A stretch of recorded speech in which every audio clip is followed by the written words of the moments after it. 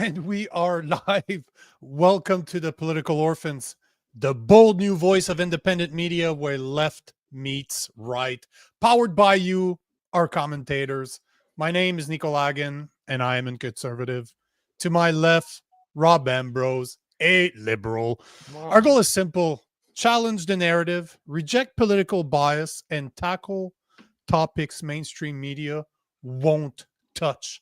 But above all, we want to create a space where people who disagree can have a civil conversation and find solutions to the problems that we face together. Now, if it's your first time listening to the show, yes, we do go for 2 hours. So if you're looking for a specific subject, just look at the bottom of the screen. It will be segmented by topics, but I suggest that you stick around for the whole show because the reason we record for so long is that we take a lot of comments from our listeners.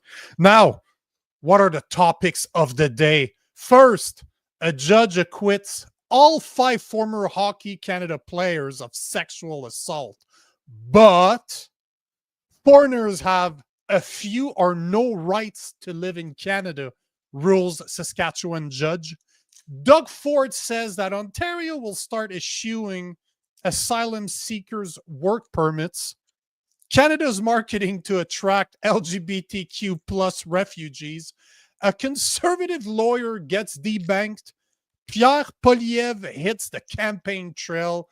And unfortunately, Hulk Hogan died yesterday.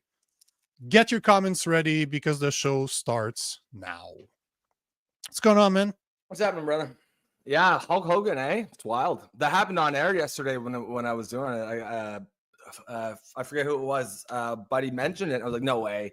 And I looked up. I was like, oh no, the Hulkster, brother.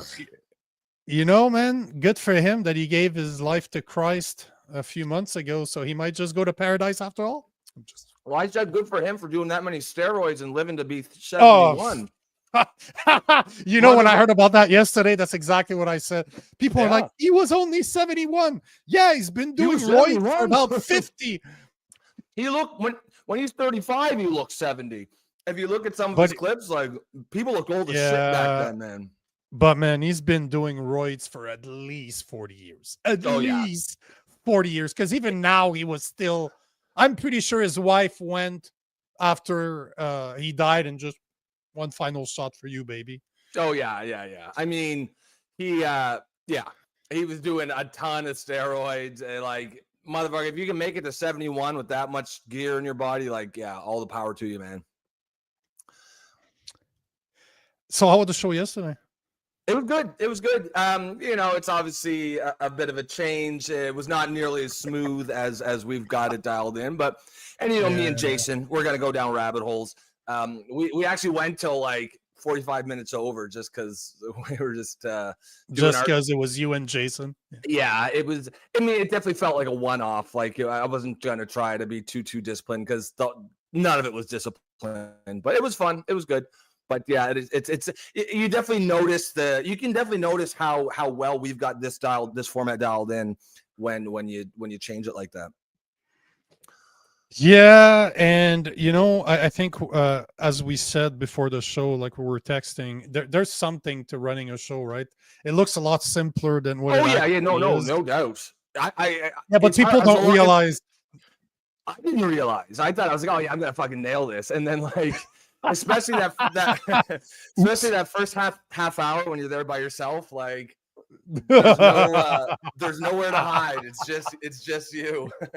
Yep, and everything you have, you know, you always feel like you have to feel every single dead air, like every second of dead air, and you really don't.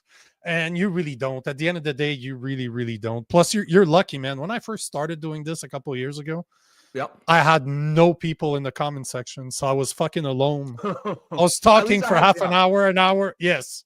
At least I had our audience. So I was able to take some comments until Jason showed up.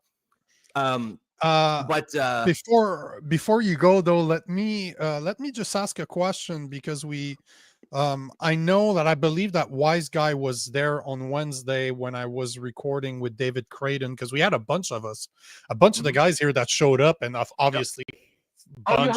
We had a couple guys from that who showed up yesterday too. Hopefully they come back. Oh no, they will. I'm sure they will. I'm sure they will. But all to say, I wanted to know for you guys out there if you liked it, because I know Wise Guy was there. I wanted to see if you like the format, because brother, it's not as entertaining as you and I, because we are two fucking idiots that rip a bunch of fucking yahoos. Yeah, like David Creighton is a real journalist that's worked at the government, that had his past to be in the parliament, that knows all the politicians. So he's you can't bust his balls about being gay on the weekends or anything like that. No, and it's not that type of place either, right? Yeah, and not that I would want that either, but it's very different. But you have to kind of I didn't swear. I had to be more careful about what I was saying. Yeah. You just so I'm just the room, right? 100%. Hey, Mark Carney.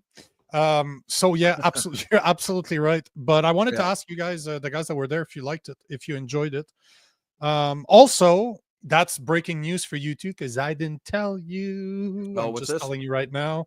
So next week on Tuesday, July 29th, at 12:30, we will be joined by the food professor Sylvain Charlebois from Agri-Food Analytic Lab at Dalhousie University to speak about our supply management, better known as our dairy cartel. That's going to be super good. And I don't know if you Googled him. He does not like the dairy cartel. Yeah. Did I say that? No, the other day, one of the audience says like, "Yo, you got to get the food processor here on the show." I'm like, okay, cool. I just wanted to make sure. I wanted to make sure that I remember somebody said it. I just wanted to make sure it wasn't me. It wasn't me. It wasn't you. No. So all to say that he's going to join us. He accepted to join us on Tuesday next week, 12:30. We will talk about supply management, which the guy, as per what I can find, he is the voice that speaks against it. And that's what he does every day. That's what he works. And so I think we got fucking lucky. Nice. Because I don't know the guy. I reached out to him on X. He's like, yep, is he a professor? He's a professor at Dalhousie University? Yeah, he's a doctor. He does a lot of research. Nice. So I mean, that is what he does. He is considered a lot of credibility. The main expert on the dairy cartel, and he talks about it. He talks against it. Nice. And he's the former expert. Oh yeah. Because I want to hate on it. I want to hate on it. Yes. Like if he came in here and he was all credible and he was like, "No, guys, it's actually a good thing," I'd be like, "Okay, I guess I have." I was like, "Fuck, I want to hate on it," but now I'm glad I'll get to hate on it. I just wanted before we start, I want to say this. So this is Hulk Hogan at 31, man. Holy shit. Yeah. Motherfucker lasted till 71. He lasted 40 more years after this. Man, and he looked like he's already in his 50s, right? Yeah, man. But people back then in the 70s and 80s, man, I don't know what it is. You ever look at like high school yearbook photos? You know how the high schools, if you go in the halls of the high school, they look like they're everyone there's a fucking narc, man. They're all like every student here is 35 years old. How is this possible? Yep. Today they look like they're 12. Yeah, exactly. Well, now 25-year-olds look like they're 12. Let me just grab Wise Guy saying I love David Creighton. Watch everything he does. The show went well, but I must say you guys have very different personalities. Yeah. That was the whole point. Yeah. But that was exactly the whole point, because with all due respect to David Creighton, he is your typical conservative. Like he is what we're used to seeing in Canada. He is very well spoken, very well. Poilievre? Not the biggest fan. Okay. He's not as outspoken as I am, obviously. No. Yeah. But the point is that he is your typical journalist, conservative. He is a very well spoken individual. He has been in this world for decades upon decades upon decades. And for him to want to do stuff with a guy like me just solidifies this show. Just tells people that, yes, we might sound like two yahoos, but at the end of the day, we can still record with guys like that and make it a valuable conversation. But the whole point, I wanted a guy like David Creighton, is that he's the complete opposite of what I am. Yet, when it comes to personality, when it comes to looks, when it comes to the way we talk, we're very different. But that's the whole point. I want to attract people that are not your typical conservative, that are more gym rats like me, that might have been in martial art, that might have been ex-military, that might have been, you know, just not necessarily your typical conservative, that a guy like David Creighton might not reach because he's your typical conservative. So having the dynamic similar to you and I, being a liberal and a conservative, attracts specific people that fit somewhere in the middle, right? So I'm happy. Hopefully you enjoyed it, wise guy. You didn't really. The show went well. That doesn't sound that good, but hey, it is what it is, man. Shall we get started? Yeah. Let's. Because this lead topic, everybody's talking about this today. Yeah. Well, we talked. Remember, we talked about it when it. When it first came out. We spoke about it, and then, but you heard about the NHL that's all mixing this too, right? No, I haven't heard what the NHL has said. Because that is the part I want to talk about. Okay. It's really what the NHL is doing, because the NHL is, oh, but Jesus. What's going on, Prairie?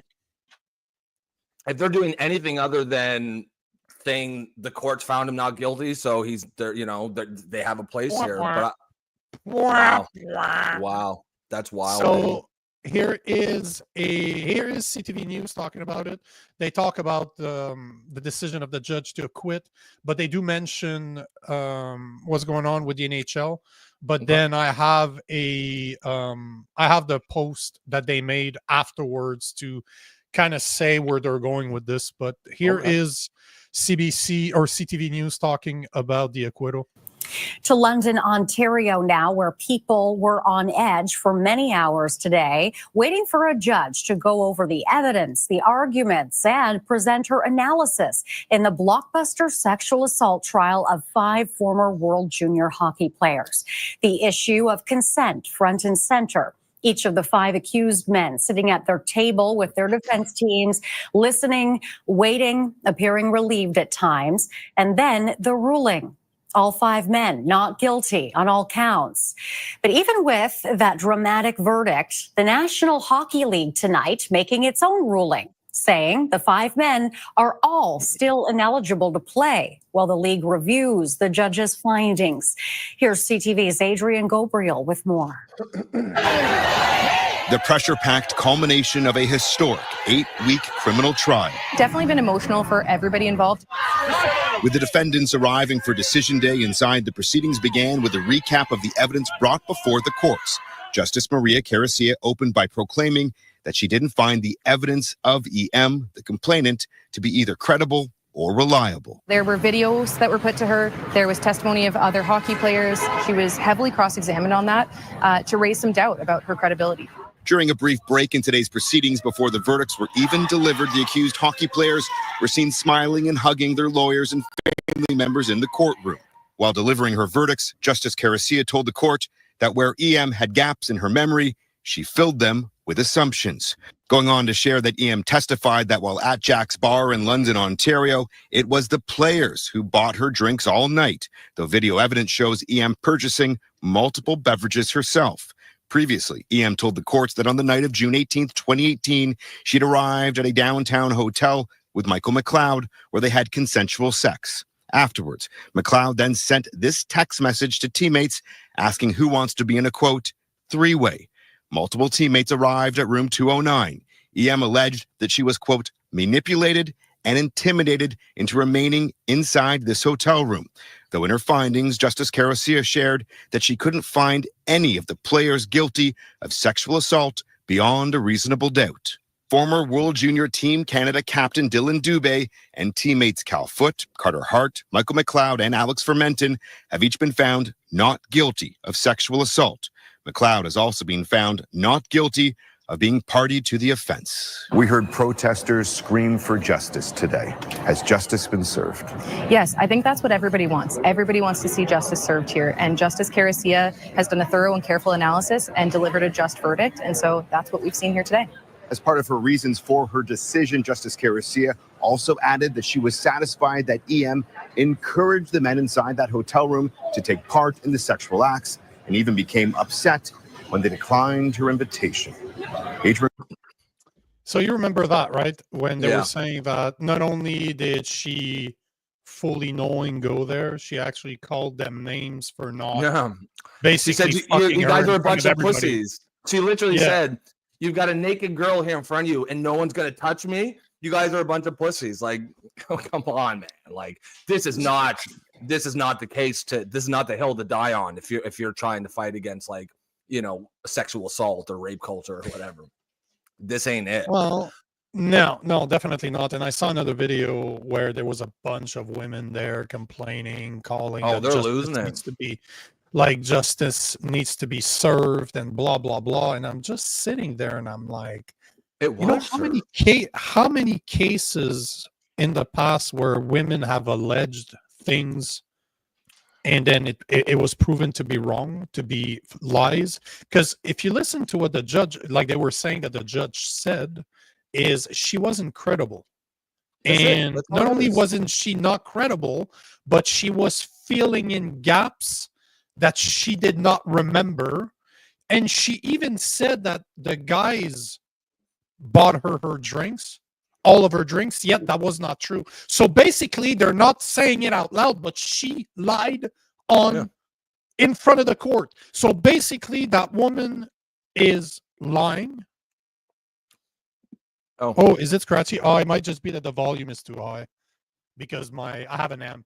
I have an audio amp, so it might just be, it's a brand new mic. So it's possible that I just need to readjust my volume. So let me know if it keeps on getting scratchy because I'm clipping. I'm getting at the end, but is it good now? Like, can you hear me well now? It's still a little bit. Still a little bit what? Still a little bit crackly. So it's too loud? No, the volume seems good. It's just like it almost sounds like there's a loose wire or something. Really? That's interesting. Oh, fuck it. Still doing it. That's interesting. Fuck, I tested it earlier. Hold on. Yeah. Let's go ahead. Give me your opinion. Yeah, when we started the show, I didn't notice it, but yeah, I'm sure it'll fix it. But yeah, I mean, I'm seeing this blow up on social media, trying to make this into a Me Too moment. This is not it, man. Like, frankly, that I believe that take does a disservice to actual sexual assault victims. Because look, there's video of this woman, and I read the entire judge's decision, and she lays it out there. Like, this woman took off all her clothes in the middle of the room in front of a bunch of guys. She started masturbating. She said, "Who's gonna fuck me? Who's gonna fuck me?" And when nobody did, she started belittling them and saying, "You guys have a woman in front of you naked and no one's going to do anything about it. You're a bunch of pussies." Listen, if that was not unambiguous consent, then consent does not exist. It is impossible to get consent if that was not consent. And the issue is just this. Do women have agency or do they not? Are women able to make their own decisions or are they not? Do we need to protect women from their own decisions or do we not? Personally, I don't think we do. I think women are very capable human beings and they are very capable of deciding, making their own decisions. And sometimes that's going to be a bad decision and one she might regret later, but that's life. That's being an adult. If the argument is, no, women are not intellectually capable of making their own decisions, therefore we need to go out and protect women from themselves, to me that is profoundly misogynistic, and it harms the fight against sexual assault or whatever. The whole point of Me Too was about consent, right? That was consent. If that was not consent, consent doesn't exist. So I think the activists and the people with agenda who are freaking out and trying to make this into a Me Too movement are being really short-sighted here, because if they succeed in making this a Me Too movement, it's going to really, really hurt the actual cause of consent. It's just I couldn't believe it when I saw because it's not just a few fringe people. There's a ton of women out there, and of course some simpy men who are like, this is why women don't report rape. What do you mean? Because a woman had consensual sex with a couple men and then lied about it? The idea that the argument boiled down to, no woman would ever want group sex with several men. And it's like, okay, if that's your argument, then I know you're an idiot. yeah, then I know you're an idiot.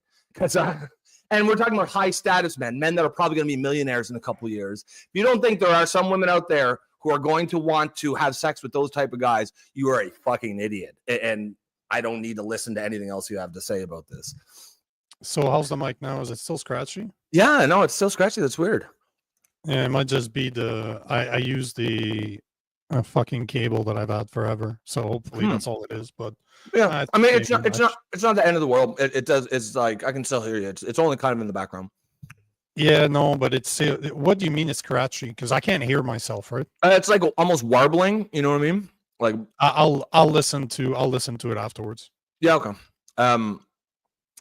But yeah, what does the NHL say about it? Because I would have thought they. Give me 2 seconds. I'll just plug my old headphones in. Yep. Just to make sure. I'll take a comment here. Wise guy says, I think when the NHL reviews the evidence, they will announce that the players are eligible again and agree with the judging end. Yeah, I think so too. I like it's the only like fair and just decision. Look, at the end of the day, you know, the Me Too movement was very successful in elevating the crime of rape to a very, very serious crime. And I agree with that. It should be a very serious crime. But at the same time, they tried to do this weird bait and switch where they said rape is such a very, very serious crime that it has to be punished horribly, and anyone who does it must be shunned socially. And at the other hand, they say, but men shouldn't really care if they're accused of rape. Like they shouldn't even really defend. I've heard people argue that men should not even defend themselves against rape, even if they're guilty, because that might discourage other victims from coming forward. And that to me is the most insane fucking thing I've ever heard. Like you can't, on the one hand, elevate rape to be this extremely serious crime, and on the other hand, pretend it's no big deal to be falsely accused of it. If you elevate a crime to be one of the most serious things a person can do in society, you also have to elevate the punishment for people who lie about that crime. It's the only way you can do it. I can't agree with you more. That's better. That's better. Well, yeah, it's fine. This is a given, and this is always the problem, because as much as let's show what the NHL actually, like I have the quote here from the NHL, so let's just show it. But the point in the matter is that right here. So if you look right here, the NHL stated that the allegations in the case were very disturbing, even if not deemed criminal. The league also called the behavior of the players unacceptable. To what, you don't think that there's a bunch of NHL players that's fucking women? Like, bro, really? And then they go on to say that we will be reviewing and considering the judge's findings, the statement read, while we conduct that analysis and determine next steps. The players charged in this case are ineligible to play in the league. So basically, you have 5 young men that have been playing hockey their whole fucking life, that have dedicated their whole fucking life to this. People don't understand. If you've never competed and I've never competed at that level. Yes, I was a North American champion, but those guys are on a total different. You're talking about some of the best players on the fucking planet. You're talking about 8 to 9 hours a day for your entire life. 100%. You know, Riley Gaines talked about that on her podcast with Joe Rogan, saying how long she's been, and then you have a dude that sucks at swimming on the guy's side that shows up. Yes. So a lot of people don't understand that what it takes to get there. Then you have a slut, and I'm sorry to say, but that woman EM is a slut that shows up and gives herself, calls people names for not sleeping with them, and then we're supposed to believe her. Like, that's the thing, and this is not the first time it happens. You can just search how many men have had their lives destroyed by allegations that weren't true, because you're crucified in the public place way before it ever gets to the judge. Oh yeah, and absolutely. This case, tell me that this is not the case when even the NHL refuses to let them play now because they need to check their own findings. The findings that the judge submitted or confirmed. It's cowardice. What they're going to try to do is read the public opinion and then make their decision. They're not going to review. Like, the judge reviewed it in extreme detail. All you need to do is go by what the judge says. And if you looked at the judge, she's not some fucking, manosphere. Like, she's not an Andrew Tate fan. No, you can tell. when you and I first saw her, we're like, oh, her name's Karen. They're like, fucked. I thought They're she fucked. was oh, yeah. But they weren't. But I saw somewhere else, I cannot find the actual comment from the NHL, but there was a point where the NHL rep was pretty much saying that because of what happened in the past, they need to be very careful about this because of the image. So those guys are not, they got accused by a woman that was lying.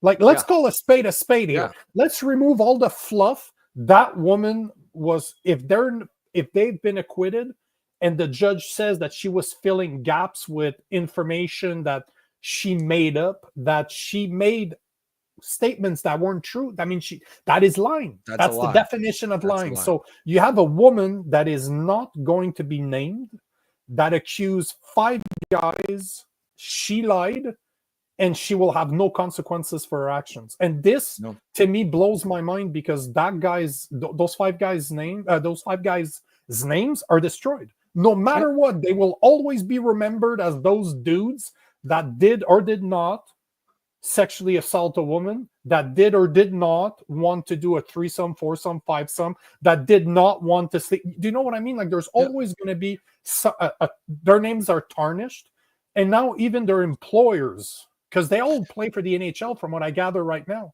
and they can't even go back to work because they need to do that. Like, what the fuck is going on here? That's an injustice. But you know what's funny is that not only is this discrimination, but I found it to be very fucking ironic, because are you telling me that we need to trust our justice system, but the NHL doesn't?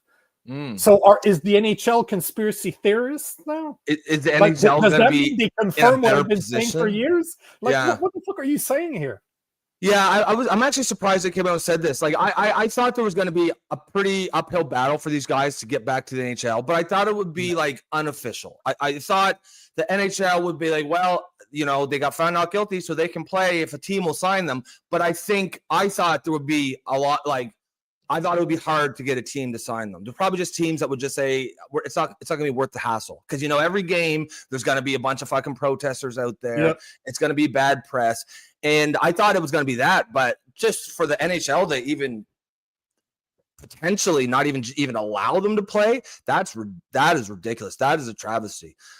These are kids. Their lives have been destroyed, and the idea that, like, oh, it had to have been rape because no woman would want to have sex with a group of men. Are you fucking kidding me?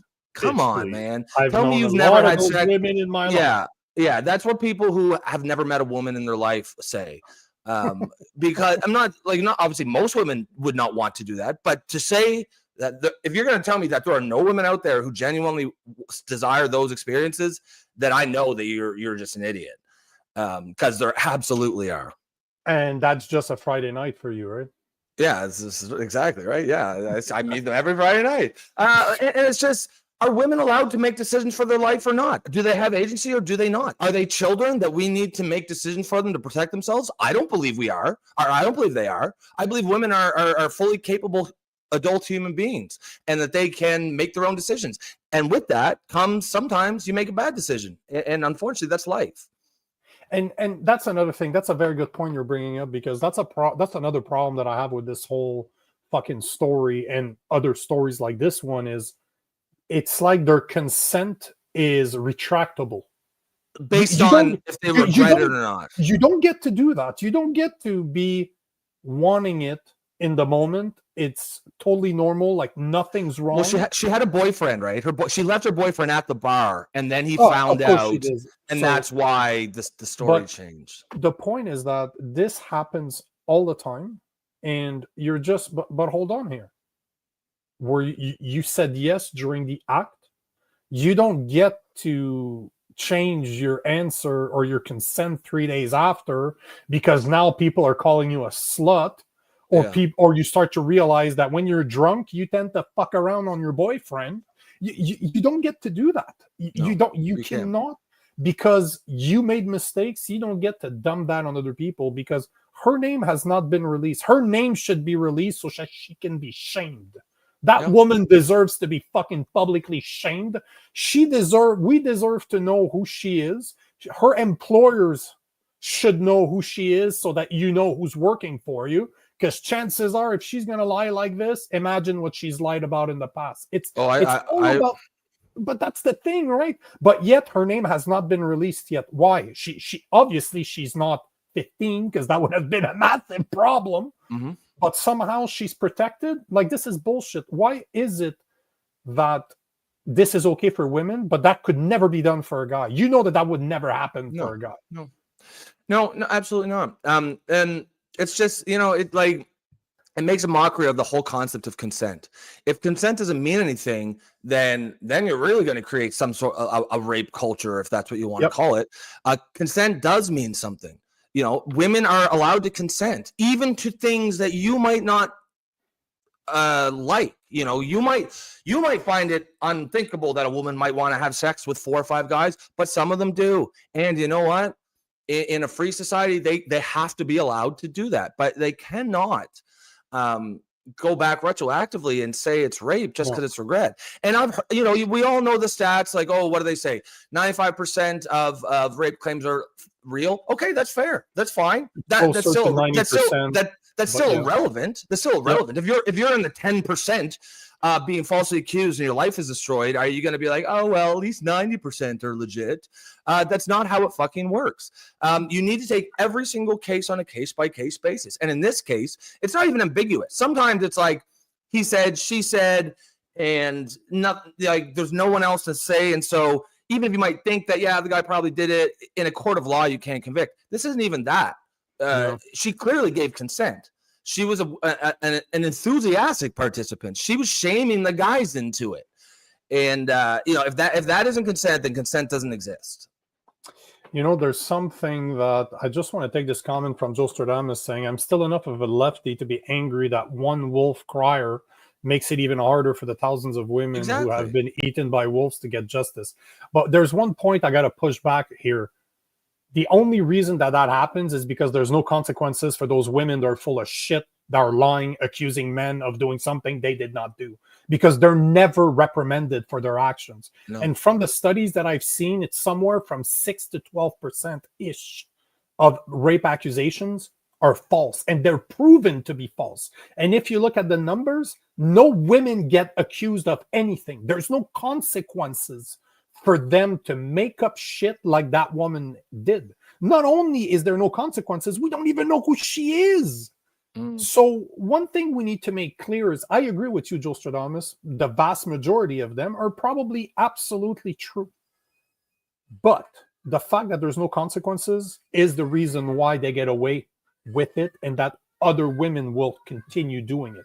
Because if they would face, because in my opinion, and I've said this before on Instagram, where women that accuse men of rape that are proven to be lying should go to jail for the exact same punishment that man would have had if he was found guilty.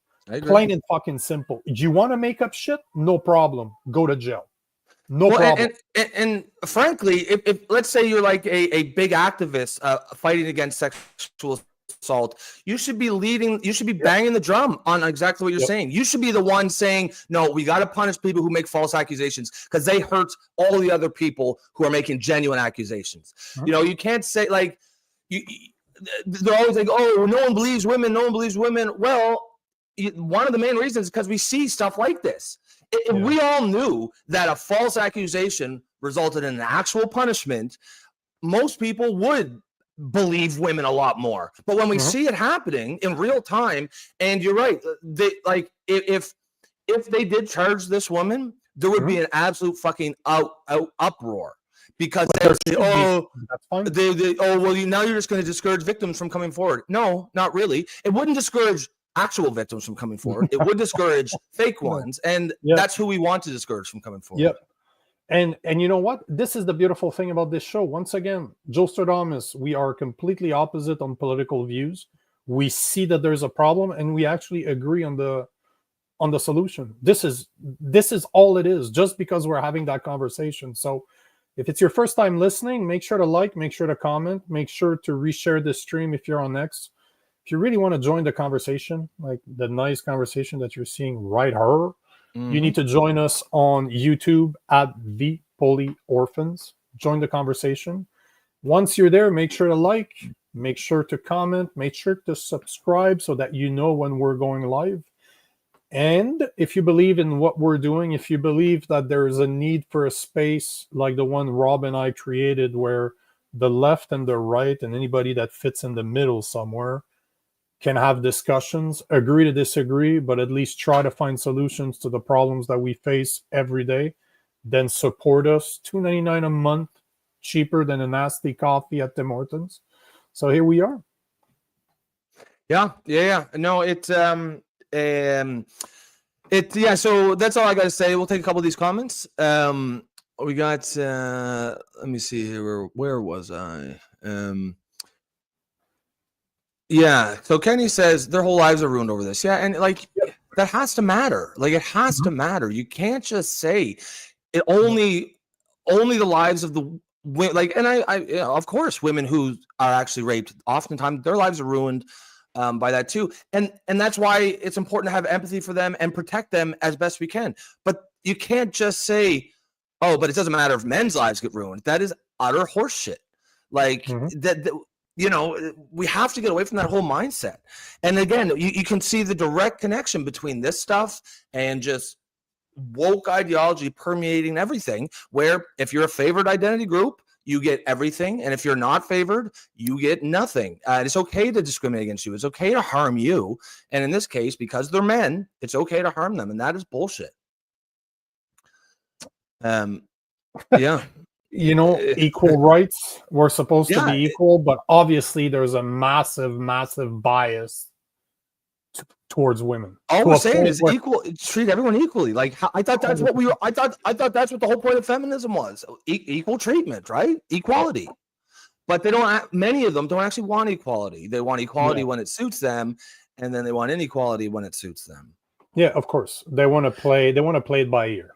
Yeah, absolutely. The wise guy says, I was a hockey dad. It sucked up my life. The traveling expenses are out of this world. Yeah, like and that's their families too. Their families invested in these kids their whole lives, right? Like, and so it's not just their lives that have been completely upended. It's their families. And I mean, you can't just say, oh, well, she lied.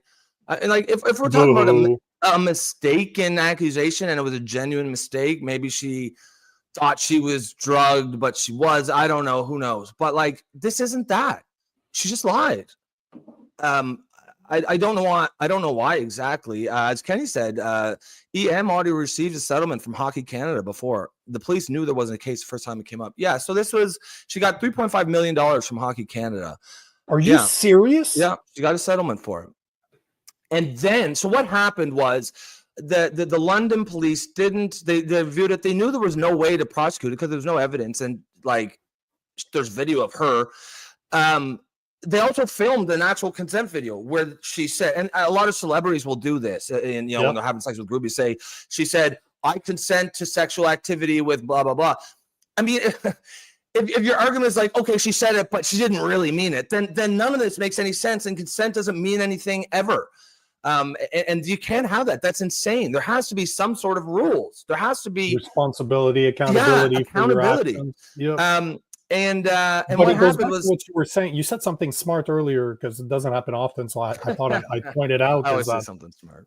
Is it like, are they children or are they adults? Right. That's the thing. So are we considering them to be adults? No, yes, this girl's 15 years old.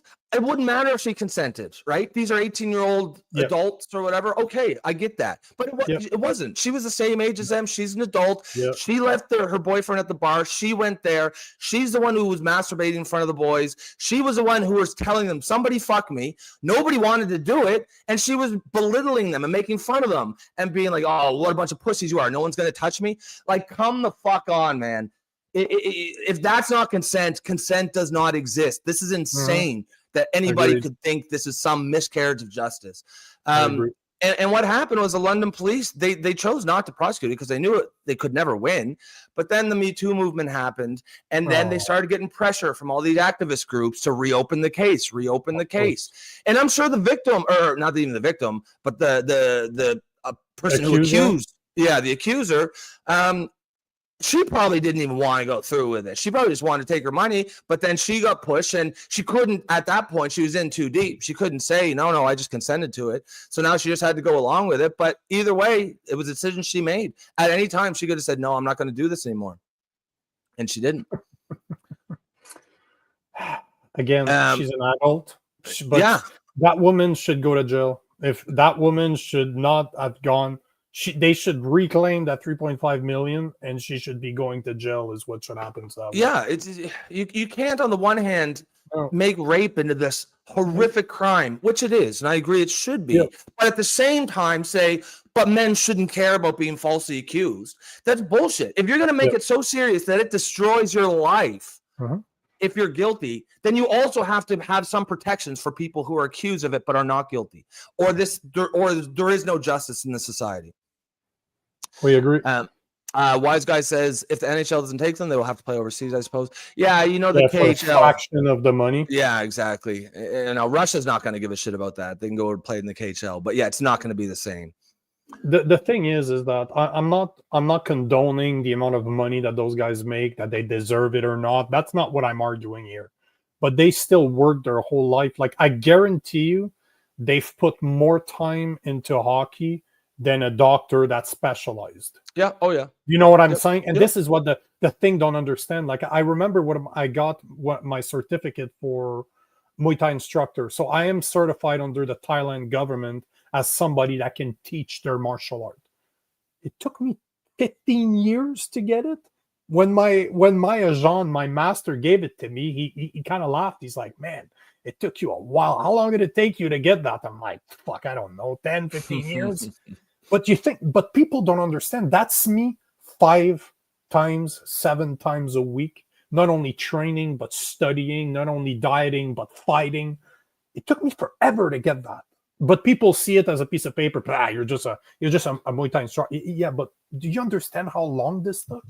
Like, it takes longer for you to go. It'll take you less time. You'll spend less time at university to get a doctorate than I did getting that. And it's the same thing for those guys. Like, those guys have been at it their whole fucking life, and a woman can just pass by like this and destroy their dreams. Yeah, I mean, there has to be no repercussions, right? That's the part that blows my mind. Because if there was consequences to her actions, I'd be like, you know what? It sucks that you guys got picked, that you got picked as the victim on this one. But at the same time, bro, if that was one of my sons, I would have beat the shit out of him when that came out. Because you should know better. You should know better. What do you want? Being the NHL or being drunk like a fucking asshole at the bar on Friday? Stay home, stay healthy, diet, train, sleep, and shut the fuck up if that's what you want. So I would have smacked my son around, but not for the same reason, because he should have known better.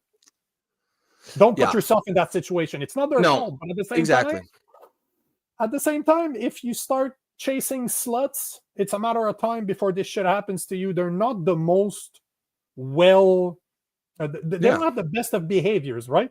Remember your last Friday? They don't have the best. They don't have the best of behaviors. No, exactly right. No. They're fun to sleep with, but they're the same girls that are going to key your car. Yeah. Oh fuck yeah. It's just, I mean, and it's the kind of thing that 18, 19-year-olds do, but that's not to excuse it. That was immoral behavior. No one will argue that it was any type of moral behavior. These guys should not have done this. They should not have been engaged. But they certainly, they do not deserve to have their life ruined over it. Experience, that's for damn sure.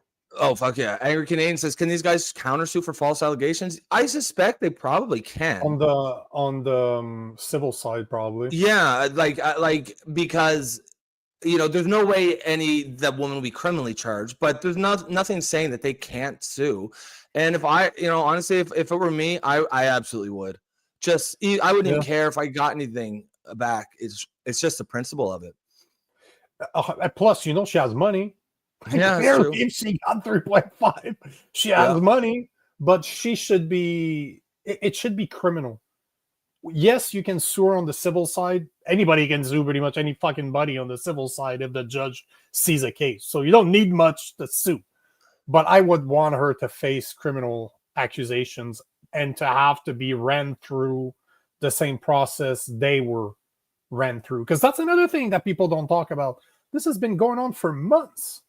Can you imagine the stress level that must have on you on a daily basis, that you wake up, your name's always in the fucking news, your parents are pissed off at you, you look at your whole life and you're like, God damn, one single night that's fucked my whole that's the potential to fucking destroy my life. That's a nightmare scenario. And frankly, I mean, I'm sure every single, young athlete and young elite athlete is going to get told this story. Like, this is exactly why you don't do this shit. You don't get involved in this stuff.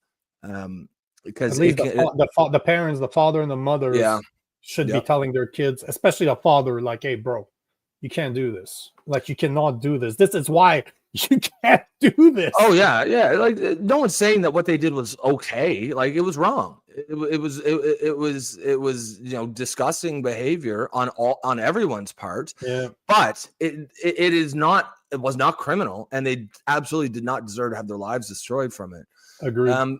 Bumpy says the London Police press conference right before the trial was observed that service has clearly been rotted out by DEI. How did that go? I know that after the verdict, the London Police released this super flowing statement saying, "Oh, the LM was so brave," or EM or whatever. She was so brave and blah blah. Really, like, brave about lying and trying to destroy people's lives. The judge said she was not credible. That means she is a liar. That's what that means. Not only was she but not credible could mean that you weren't able to convince her. But she even said herself, the lawyer, the judge, I mean, that she invented parts that she didn't remember, and she even said that the only people that bought her drinks were the boys. Yet she was caught on camera buying her own drinks. So. Yeah, so she's already proven she's willing to lie. This is lying. This is not. If you don't remember, say so. I don't remember. Yes. Yeah, because then it makes it look like she's trying to railroad these guys. We talked about the O.J. Simpson case last week. Exactly this context. Mark Furman was the lead detective. The reason why O.J. Simpson got caught now guilty is because he got caught lying on the stand, and it was about nothing to do with the case. They said, "Have you ever said the N-word before?" And he said, "No, I haven't." And then they had a recording of him taken from years ago where he said the N-word. They played it in court, and therefore he was proven a liar, and everything else he said didn't matter. It did not matter. And the same thing happens here. When you lie about stuff in court, the judge or the jury will decide that you cannot be trusted, and that's the way it should be. Yep, 100%. I completely agree. All right. Well, I think we got probably one or two more here.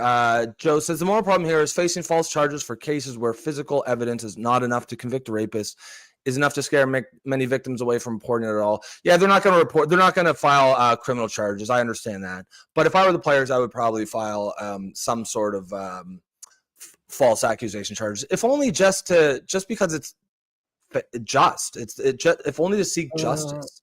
No, but hold on. I think what Joe is saying is that if those guys if they do end up getting in trouble, the women that don't get enough, because basically what he's saying right now is that there wasn't enough evidence to prove that it did happen. But that's a different case here. It's not the same thing at all. I know that's what you're saying, Joe, but that's not the case here. She was literally caught lying. That's completely different. You're not just saying there's not enough evidence. She's making up shit. And so there was enough evidence. There was enough evidence to prove that she consented unambiguously. They have a video of her saying, "I consent." See, okay, so we agree because in this case she is guilty as fuck. Amen. But I understand what you're saying. If women, there needs to be a very clear definition. If a woman brings guys to court, criminal charges for a sexual assault, but it turns out that there's not enough proof, like the burden of proof is not presented, and they're acquitted. That is not the same as lying. Do you know what I mean? Like that woman. That woman, I'm not saying that woman should be criminally charged. That's not what I'm saying. No. What I'm saying is that 100%. woman was shown to lie. It was proven that she lied. Yeah. As soon as you start lying and we can prove that you lied, that's perjury. Yeah. What does perjury does? It could open the door to you made it up from the get-go. She should go to court, is what I'm saying. She should be facing the same. She should go through exactly what those guys have gone through. Yep. That's just justice. That right there is just justice. Yeah, I think that's an important clarification. Not just just because someone gets found not guilty It's not the rape same as does she not lied. mean that she's lying. Sometimes it's just it could not be proven, and many times it can't be proven. Many times the guy actually is guilty. So yeah, by no means is anyone saying just because there's a not guilty verdict automatically means that she should be charged. But in cases where she has been proven to lie, good point, Joe. Thanks like for bringing this that one, up. yeah, like this one, it's completely appropriate. But all I'm saying is good for bringing it up because it's a very important thing to clarify, and clarity is everything. Yes, I agree. yeah. Yep. Words matter, and the way you present stuff does. So thanks for bringing that up because that's a valid fucking point that needed 100%. to be made. That being said, let's swap to the next subject. Short one, fast one, but I fucking love it. This one is kind of going viral on my Instagram right now because obviously I posted about this. Yeah. But there is let me share my screen here. There is immigration to Canada, not a right. Saskatchewan court rules. So there is a justice by the name of Andrew Davis from Saskatchewan that says foreigner nationals do not have the rights to immigrate to Canada. Neither is there any right to a privileged immigration process. And he also says this: program integrity is essential to a workable immigration system, Davis wrote in his decision, adding the province was broad powers in accepting or denying immigrants. It's essential to maintaining public confidence in and support for a government's immigration policies. So we got a judge that is saying that based on a decision, so decision stems from applicants' ties to an Indian-based travel broker allegedly offered bogus degrees and job offer letters. So basically, he should have been okay to come here. The judge says, fuck you, you're not. And this is why you're not. And you do not have any rights as a foreigner to be accepted. Plain and simple. How insane that this is going viral when this is just pure fucking common sense. Common sense. Like, why the fuck are we even talking about this?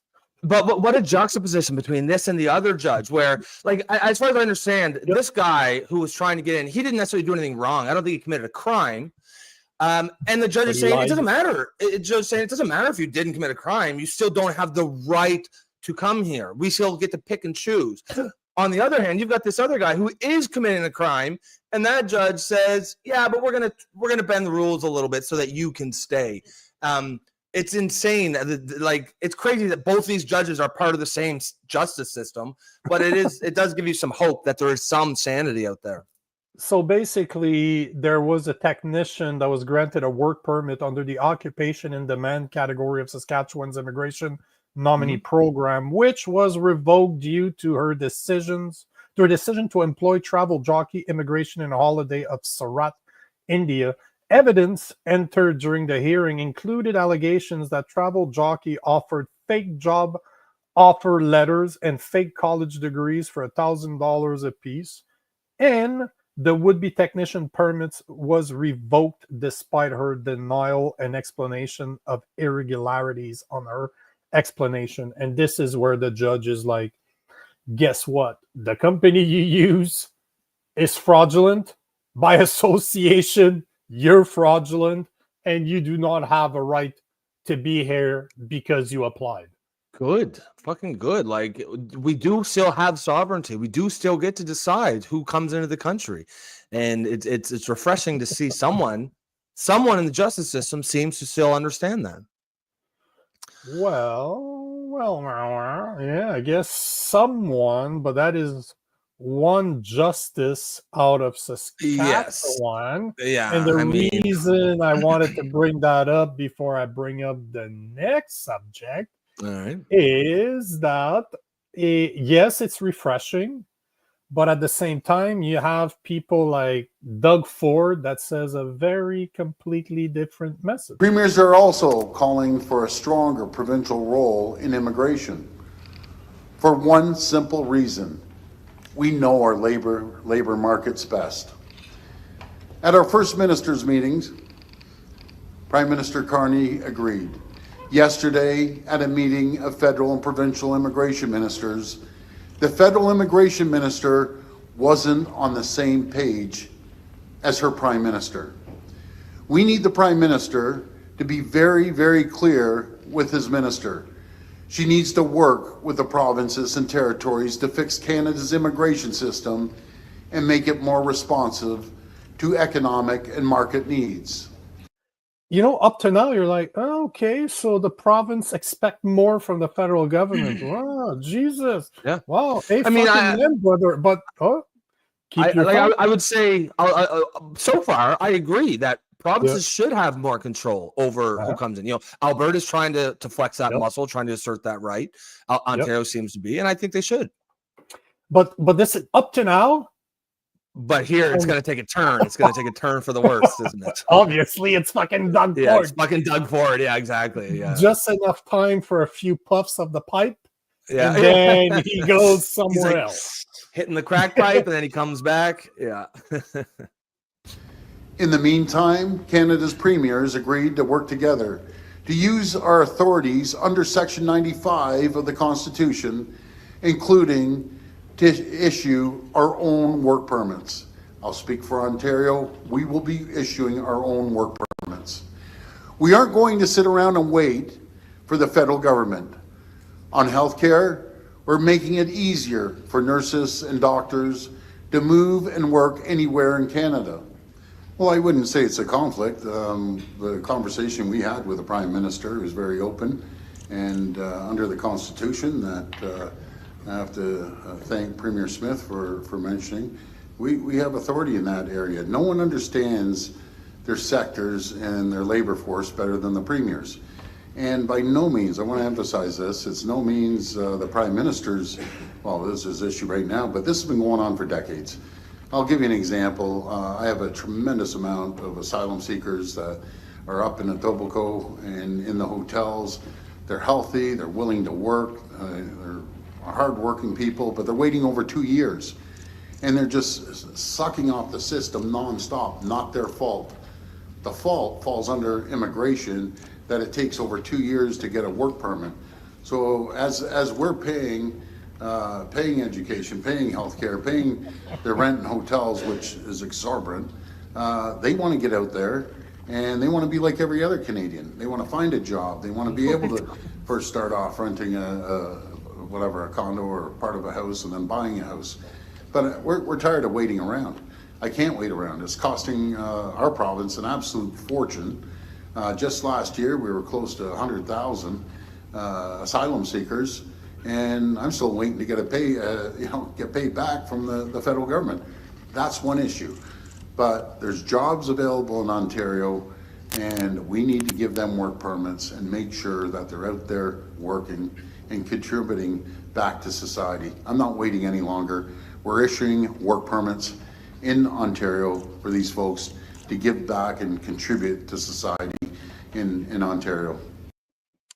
This is such a weird, I don't know, like what is the reason behind this push? Like is the unemployment rate really low in Ontario? I don't think it is. And if it is, then wait about 6 months from now when those tariffs really start to bite and you're going to have all the workers you need, Doug. Why not just wait for that? I don't see what is the reasoning behind giving asylum seekers work permits just to take jobs from Canadians? Well, one thing to remember is that, did you see this post right here? Basically, there's a report that came out from Immigration Canada, saying that up to now, Ottawa has spent $2.6 billion on asylum seekers since 2017, Yeah. 1.1 billion on the hotels, and 1.5 billion via the interim housing assistance program. Yep. So this is what he's referring to. He's not saying that it's 1.1 billion dollars, obviously, but this is something that I spoke about a couple of days ago. This is something that content creators have been talking about for a few days, and this morning, for the first time, I heard it on mainstream media. They were actually reporting on this, but this is what's going on right now. Is we have 100,000 refugee asylum seekers here. Asylum seekers they haven't been accepted as Canadian. They haven't been accepted as permanent resident. They're just here in limbo until they go in front of a judge, which takes for fucking ever in Canada, and that judge renders a decision. So we're on the hook for people that just showed up here because we won't turn them away. So we just take them in, we feed them, we house them. It costs us billions of dollars to do so. And yet now we have to give them jobs while are you fucking kidding me? Yeah. I don't. And let me ask you this. What do you think? Do you think that asylum seekers in general are doctors? Do you think that those guys are but do you think that those guys have skills that we need? Or is the chance that they come from a very impoverished place? They went to the US, they showed up at our border because Trump wants, because I don't know if you saw that, but there's something going on right now in Lagan next to Montreal, the border that we have with the US, where there's hundreds of people showing up every day now. And they're all people that Trump's trying to deport. So Trump is trying to deport those people, and instead of getting sent back home, they cross to Canada, they seek asylum, and we fucking take them in. Yeah.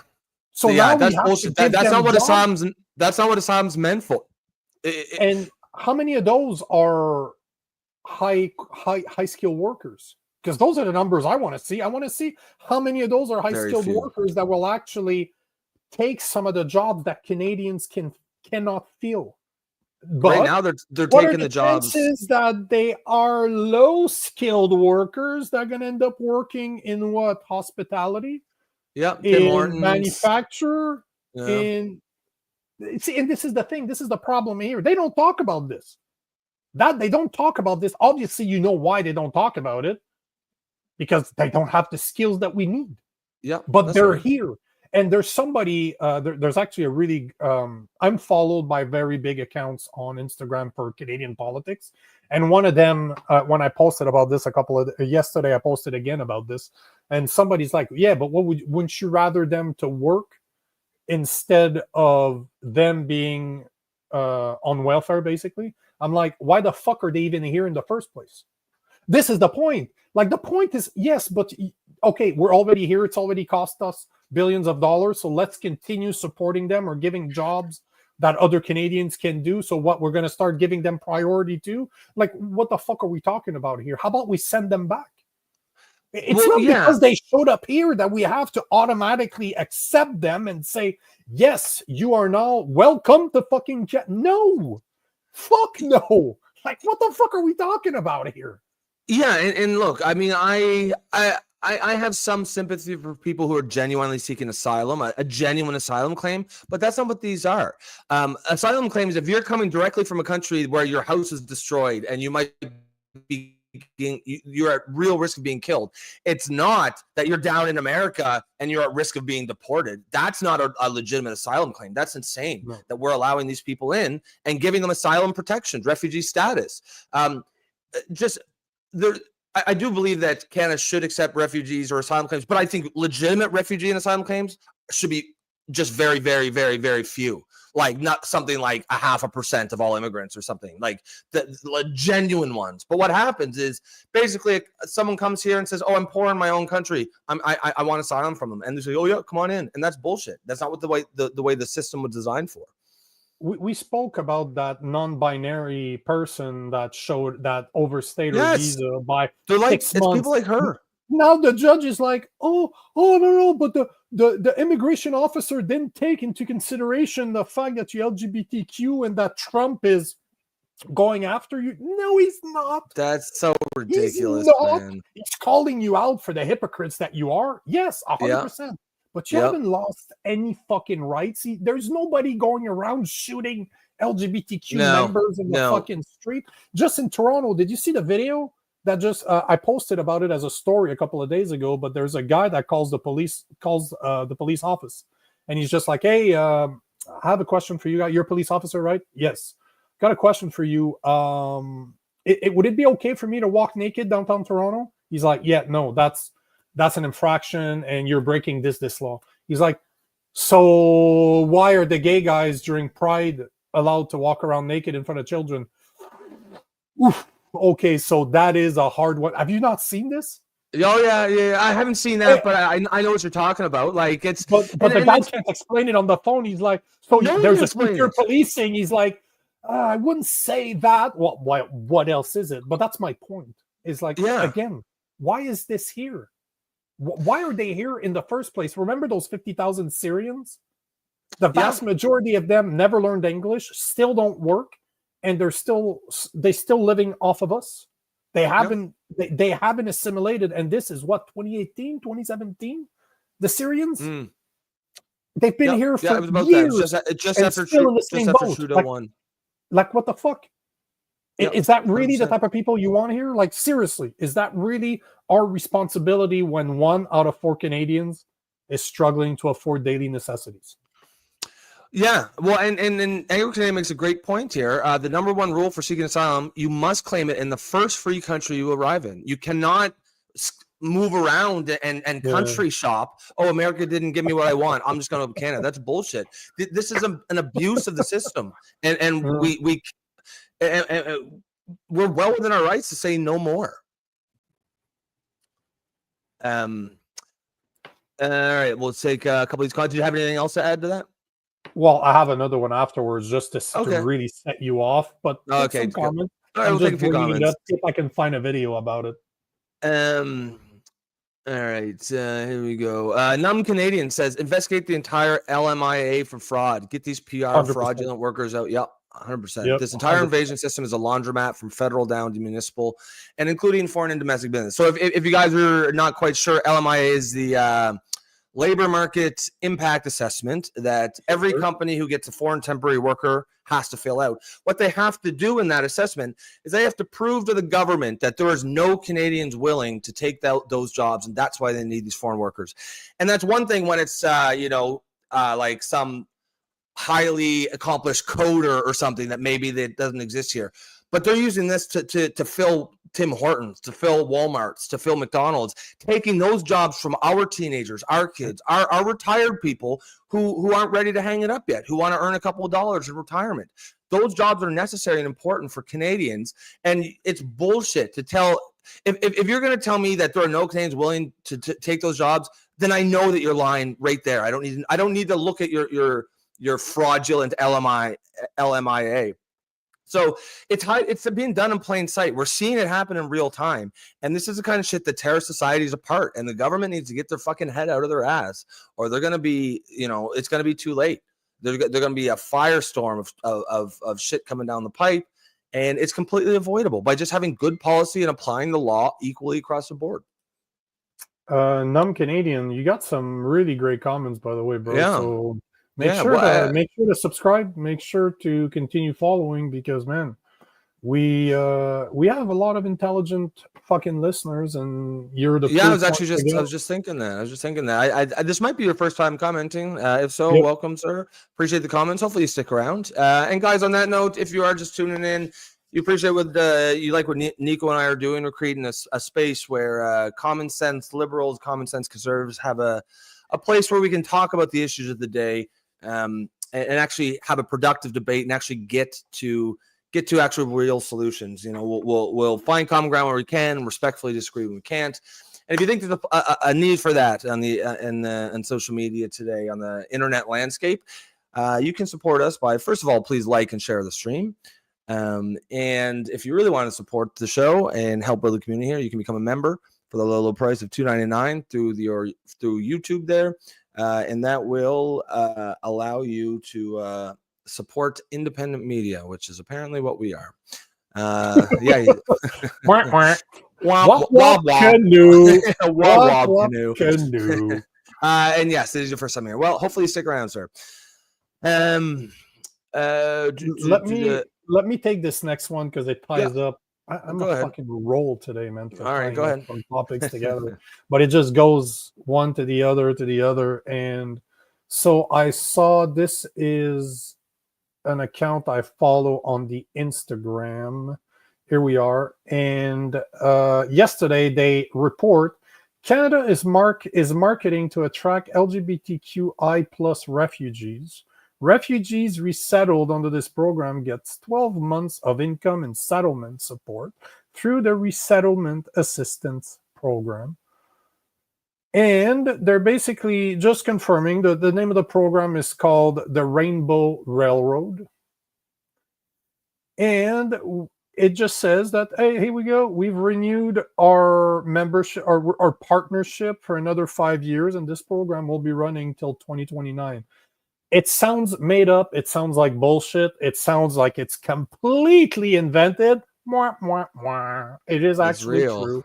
I am on Canada.ca's website. You can see the links here on about Canada's refugee system. And yes, there is such a term. And I wonder if the word proud has been used on purpose, but Canada has a proud history of providing protection and helping resettle those most in need.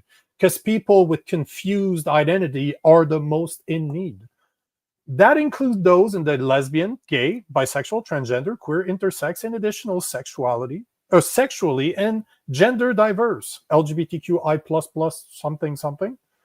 And yes, it is absolutely called the Rainbow. That's the most ridiculous thing. But you know what that stands for, right?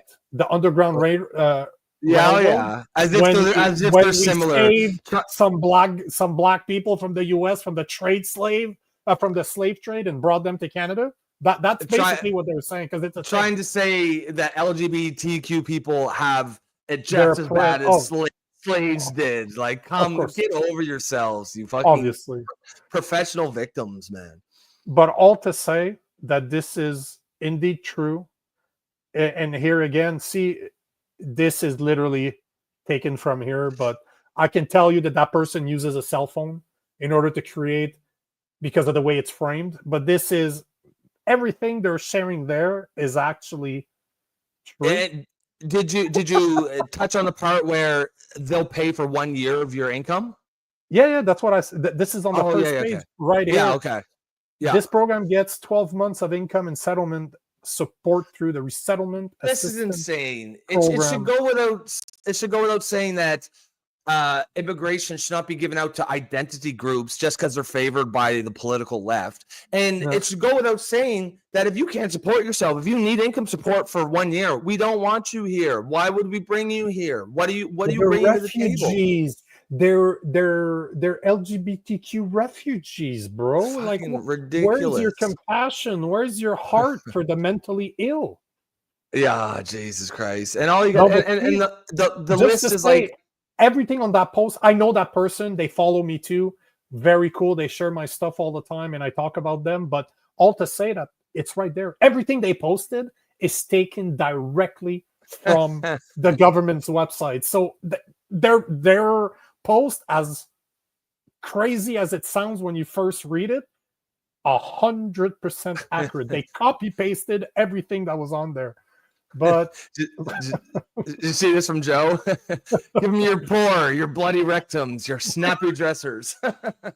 Oh, good job, Joe. Bang a bang bang. Wop wop canoe. Yeah. Your yearning masses struggling to be sodomized. But how insane is that we have now an LGBTQ refugee program? Just insane. Like even I love the fact that you got nothing. No, it's the dumbest thing I've ever heard, and it's just so open for abuse. Now anyone who wants to come and just like, oh yeah, no, I'm gay, yeah, I guess I'm trans. You don't have to be gay. One of those things is non-binary. All that is just a made-up nonsense luxury belief that privileged upper middle class white people adopt this nonsense identity because they think it makes them more interesting than they actually are. That's all it is. But transgender is anything. I could be a transgender right now. As I stand, 230 pounds of muscle with a beard, covered in tats, with a big voice. You know what? Hey, bro, I'm a woman. Well, you know what they say when you say, well, that's not a woman. They're like, hey, she doesn't owe you femininity. Like, get the fuck out. Get the fuck out of here. Oh, you guys talked about this yesterday? Oh, yeah, we did cover this. We talked about it with Mark Nixon had a video. Mark Nixon had a video. Yeah, I believe it. But you actually, I didn't. I just showed Mark's video. I didn't show the actual website. But that's the difference between you and between Rob and I, Joe. I show my work. I just don't believe everything I see online. I believe it's on Instagram. I believe everything. I'm like, hey, it's on fucking it's on X. True. Real. It's got to be true. Got to be true. It is true. It's on X. 100% accurate. True. All right, so they're ripping into you right now. Wait, Nico, you mean you're not trans? Rob got many. Oh, yeah. I never said I wasn't trans, Sylvie. I never said I wasn't trans. I'm just saying I pass as a trans. Once we showed that, where if you were like for an LGBTQ, you could come and get free income support. Joe was like, "Oh, Rob, how you doing?" He was like, "Oh yeah, I'm feeling very very gay lately." Yeah, let's what do we got next? Well, there's what time is it? 1:18. Man, and I still have possibly 4 different subjects that we can. Oh fuck, I thought we were doing good. Hold on. I found something. I did not think I had it, but since we're talking about this, I spoke about this. I just thought I didn't actually write it down, but here you go. Just because it's Friday. That's the conversation I was telling you about walking around naked, how it's not okay for me to do it, but it's okay for pride people to do it. That's is this a video? It's a recording. Okay. Yeah, I want to see this. Oh, it's super choppy. Is it playing good for you? It's like frozen for us. Well, you don't say that everybody's like you, because it might just be you. But all right, well, guys, is it frozen for you too? I think they're gonna be with me. Okay, they're liberal. If it's not okay for me, it's not okay for anybody. God damn. Yeah, that's right. Only I have to correct that. Yeah, it's all Rob. If it's not okay for Rob. Yeah, exactly. Yeah, see, Sylvie's with me. It's not doing anything. Okay, hold on. Might be on. Oh, let's try it again. Try it again, yeah. Share the screen. We go under. Let's try that again. Can you hear this? No. Let's want clarification on a law. Oh, yeah. Got it. Can I or can I not, or is it legal or illegal to walk around the city of Toronto buck naked in broad daylight? No, you can't do that. That's an indecent exposure. Okay, so during Pride Fest, when I see that happening, I'll call you guys and you'll come make the arrests and the charges necessary? That's a tough one. I mean, I don't know if I can say anything about that, but I don't think officers will be making arrests there, to be honest. So you would consider that a special privileges for the LGBTQ community, perhaps? I wouldn't say that, but I mean... Well, they get to break the law on a certain day, right? A certain month. You just told me it was illegal, bud. Called it indecent exposure. And they're doing it in front of children. And they do it in front of children. With children. Which is probably extra charges, no? Doesn't make you mad as a man to think about that? Well, I mean... You've got the power to go do it. You could go do it as a cop yourself, couldn't you? Just drop in a cruiser and just go make the charges yourself, be a hero. I wonder what would happen if they actually did. It's a touchy subject, right? So... I mean, you know what the public would do if an officer did that, right? We'd praise you as a hero and probably make you the prime minister of the country. You might get fired, but it'd be worth it, don't you think, in the eyes of God and your family and community and stuff. Did you say you're a police officer? I love when you cannot, Well, that's there's no argument. No, the only thing touching is not the subject. We all know who's doing the touching. This is just fuck. You cannot honestly answer that with common sense without saying yes, they have special privilege. Oh, he knew. Yes, they're allowed to, but they can, but you cannot. He was stuck in a trap, and there's no getting out of it. And look, he was so polite. Huh? So hold on, you're telling me that it's okay? So can I call you when I see those guys naked during Pride, and you'll make the arrest, right? Well, I can't do that. And the thing is, like I'm followed by a lot of like what JD Vance would call the normal gays on X, and people that are speaking out against trans stuff. Just homos. Yeah, just regularized gay people just want to live their lives. They have no time for Pride anymore either. And for these exact reasons, like, listen, man, I just want to live my life. Fucking, I just want to be able to marry who I want to marry.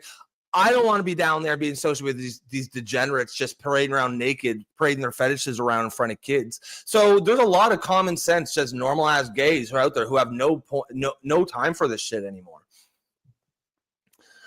But yeah, it was hilarious to see that because we all know what's going on. We all know there's no way, like it's just two-tier policing, right? And everywhere you look, it's two-tier. There's one rule for people who go for woke left-wing ideologies, and another rule for everybody else. And you can't have it. You can't have it. Amen. But it seems like it's happening everywhere. Because I know you guys talked about this yesterday. You talked about the Christian musician that had 6 venues canceled because he's a Christian, and people were scared that the protest would be outrageous. Yet, so hold on. Again, it's okay for Muslims to block entire parks, to pray in front of churches as a show of force, to block full intersections, but you cannot have a Christian musician play in front of fans that paid to go see him. And you're trying to tell me that there's not a two-tier there's not a two-tier system here? Then you see this where police officers are like, yeah, but we really can't touch that one. Like, yeah, you can. You're just being a bitch, and you're admitting on camera or on recording that there is a two-tier policing. Yeah. At least be honest. At least just admit to it. At least if they would have the audacity to admit to it, to say yes. In a lot of cases, there's a two-tier policing. In that case, in the religious case, now in the immigration case, hey man, don't be surprised if all the refugee claims that we get over the next year are all LGBT alphabet people. Yeah, it's man, like, you know, it's getting harder and harder, like to hide them for them, hide this up for them. You know, people like me and you see it, our audience sees it. More and more people are going to start seeing it, and it's not sustainable. It's not tenable. And you know, stuff like that, what this guy's doing, you know, it doesn't do, it doesn't move the needle too much. It's just one video, but enough of this stuff gets out there, and eventually there's a cumulative effect. You start to see it everywhere you look, and you're like, oh shit, there's an actual problem here. So here's a comment. I listen to a lot of Christian music. When I'm at the gym, I listen to Christian music. I like Christian music. And just like Michel Deveau, I like Christian music. What's the problem? I don't see the problem. Did the guy do something? Like, did you find that guy did this? I didn't see anything wrong with what that guy did. Like, did he do something wrong? I think they just called him a MAGA musician, and that was it. That was enough. That he's they MAGA. Said they That's would protest. They said that they would protest because that's bullshit. That is bullshit. So now you're rewarding the protesters, so they get to shut down whoever they want. Because of their protest. No, you don't reward that kind of behavior. That's utter nonsense. I had a podcast with a guy in the US. He was a musician. The same thing that happened to him. He was going state to state. He was doing like a cross-state tour, and he's a Christian. And he wasn't a Christian. He was a Jew rapping. That's who he was. So I had him on the show, and same thing. But it's funny because he got canceled in a bunch of shows, but a bunch of other people picked him up. He grew exponentially. Like, his platform is off the fucking hook now, because you'll have guys like me that will never listen to his music, but that will support him. just because he had the balls to just say, you know what, you don't want to have me? That's no problem. No problem. I'll find other places. Yeah. It's amazing that they just stood up, and I guarantee you it's going to happen to this guy too. I can't remember what his name is. Sean, like Fuchel or Fuechl or something.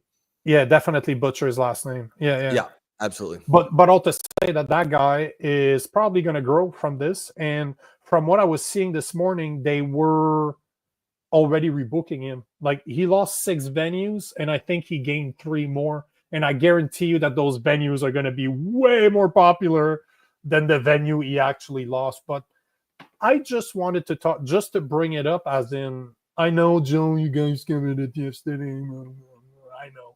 I'm not going to go over it again. All I'm going to say is there's a 2-tier system. It doesn't matter now that it's immigration. It doesn't matter now that it's refugees. It doesn't matter that it's policing. It doesn't matter that it's fucking music.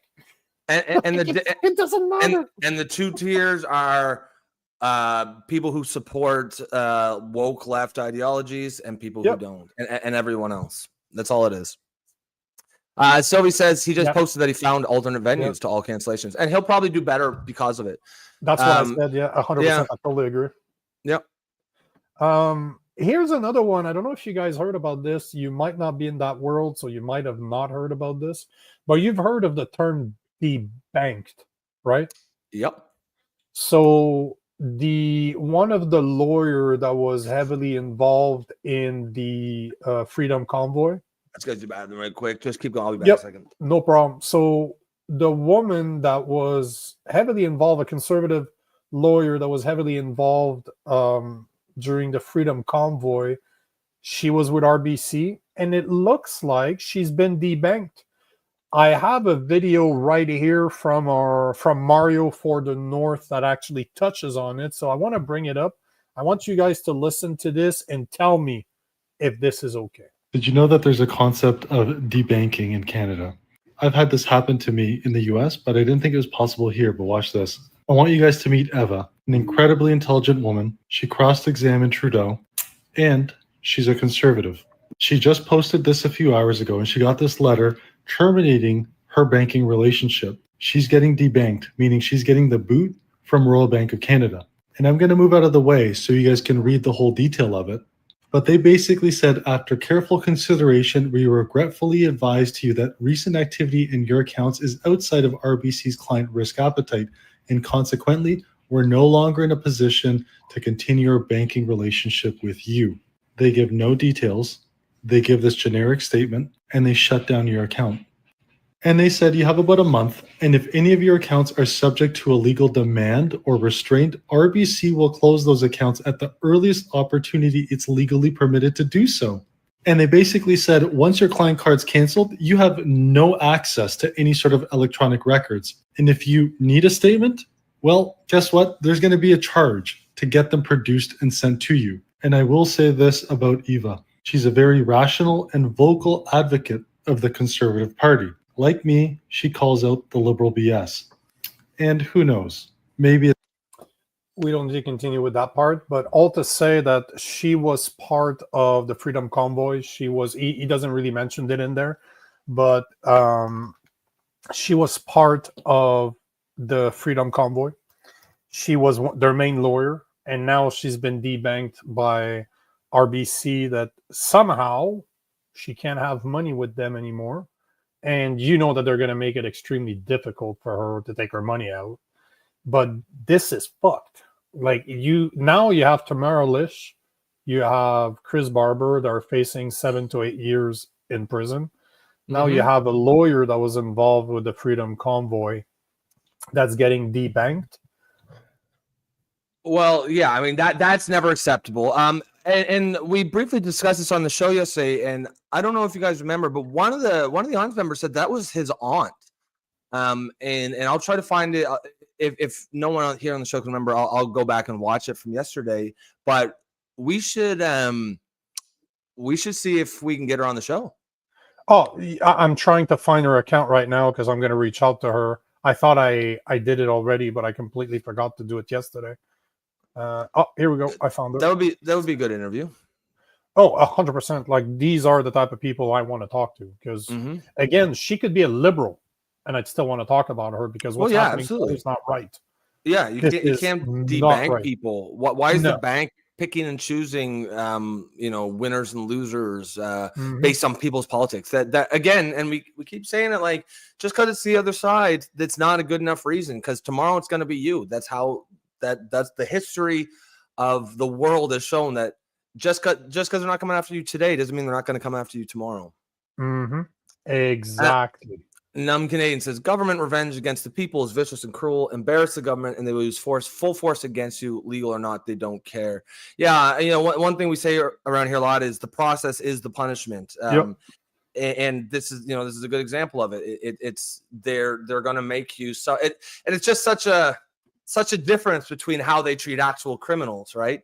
The way that they're treating people who are involved in the convoy, because as Numb Canadian said, they embarrass the government, and that is you're gonna get the full force and fury of them, and that's bullshit. That's not right. But Nope. it's happening, and I don't know what the solution is for this, because obviously it hasn't happened to liberals There yet. should be there should be a law. There should be. Like, how is that legal? How's that legal? I've heard some politicians talk about passing laws saying that banks cannot debank people because of political beliefs. I think maybe this is coming from down in the States, but it's certainly there needs to be one passed up here. As Joe says, here's the solution: guillotines. Yeah, I mean, certainly they're effective. I wonder if a guy like Pierre Poilievre spoke about this. Yeah, see if he did. Sylvie says gonna it go check happened it to out, yeah. tons of people joining after the convoy. Yeah, I mean, I remember hearing about it back then. I'm shocked to see it's still going on. But yeah, that's pretty concerning, regardless of your politics. When did that actually happen? Because this I don't- happened yesterday, right? I don't think Poilievre. I didn't see him say anything about it. I'm scrolling through his timeline right now as we speak. Nothing. I personally don't see him having the balls to speak about this at all. So I really don't see it. I might be mistaken, but I'm trying to see if he did indeed speak about it. You know what's funny though? He started his own podcast where he talks, I think, every day now.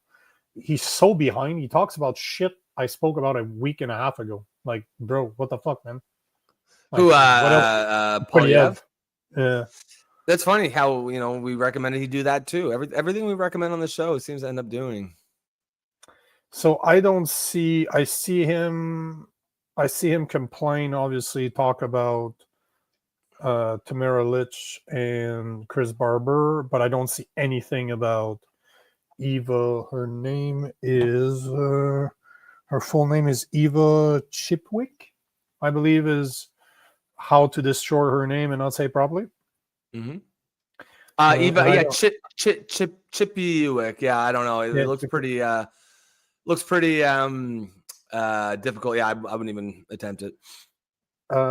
Yes, and I don't see it. So he hasn't addressed it yet. And again, this just shows to me how weak of a leader he is, because that is once again 90-10 issue. There's no conservative or common sense liberals that will say that woman deserves to be debanked. So for him to just address it and just say this is wrong, Canadian banks should not be allowed to do this. If I cannot refuse as a baker to bake a cake for homosexuals, how the fuck can a bank refuse to take your money and make it difficult for you to take it out and force you to take it out? And the fact that they're not even saying what it's for, like, that's right. If you're gonna do this, you should be very explicit about, like, if it's for a tweet, you should say the tweet you sent on May 24th, blah blah blah. Like, that's bullshit too. But at least it gives you an ability to defend yourself. Like, right now, there's nothing you can do.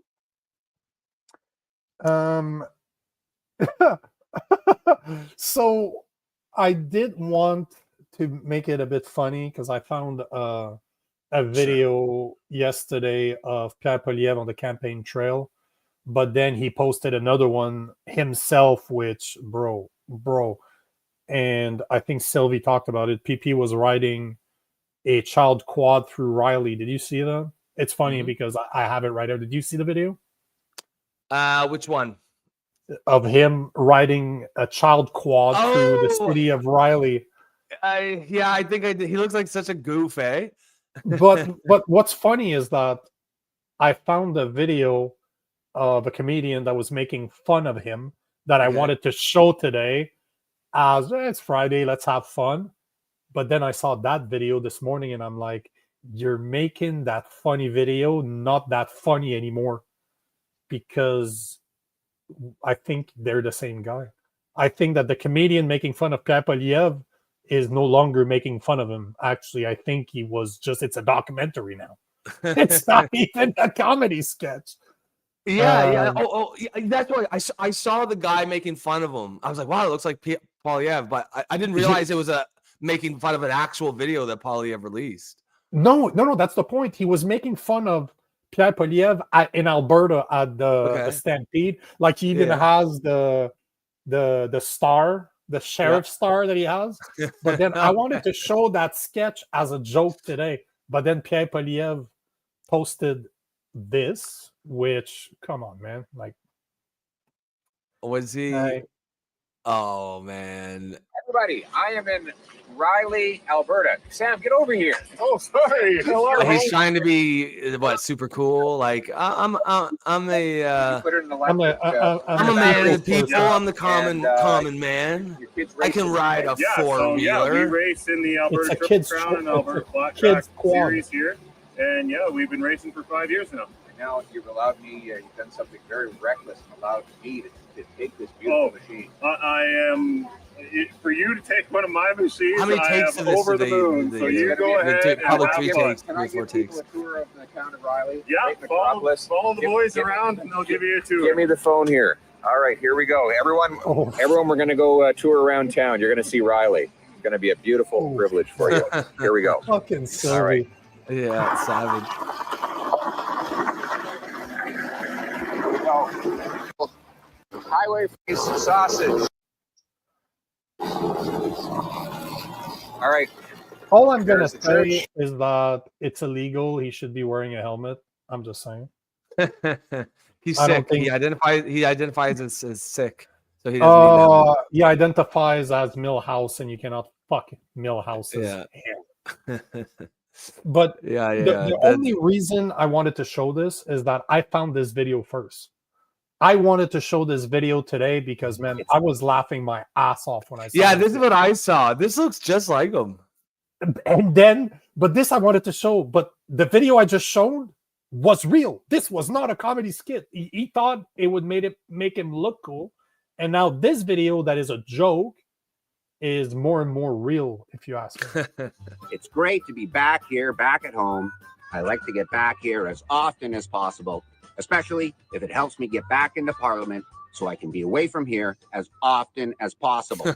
Look at that. It's Carney's horse.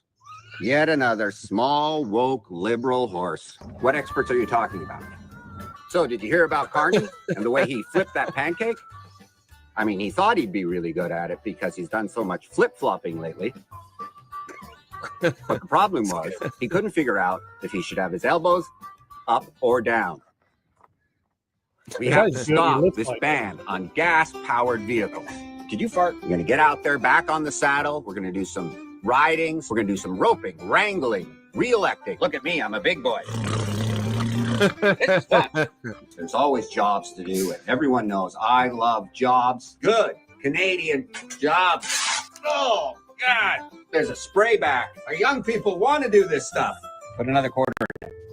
We are not going to let Ottawa stop Canadians from going bareback. Reverse cowgirl, cowpoke quickie, long trail ride into the night, fucking bronco. These are the rights of every Canadian. The thing is, we didn't really lose the election. I mean, we had more votes than ever before. We made gains in the North Pole. We had more people drawing penises on their spoiled ballots than ever before. Really, it was quite a success. You know, it's pretty rude to eat an apple while you're talking to somebody. We need to get me back into Parliament so I can help lead Canada in the right direction. Yeah. How do you control it? Is this the horse backwards? They just grab it, round up all the criminals and put them in a stable facility. We're going to fight for Alberta. We're going to fight for oil and gas. We're going to fight for indoor malls and tire stores. We're going to let teachers teach. We're going to let wizards whiz. We're going to let parents rent from their children. We are going to make Canada first, but I'm going to put myself just a little more first. Thank you. Thank you. Thank you.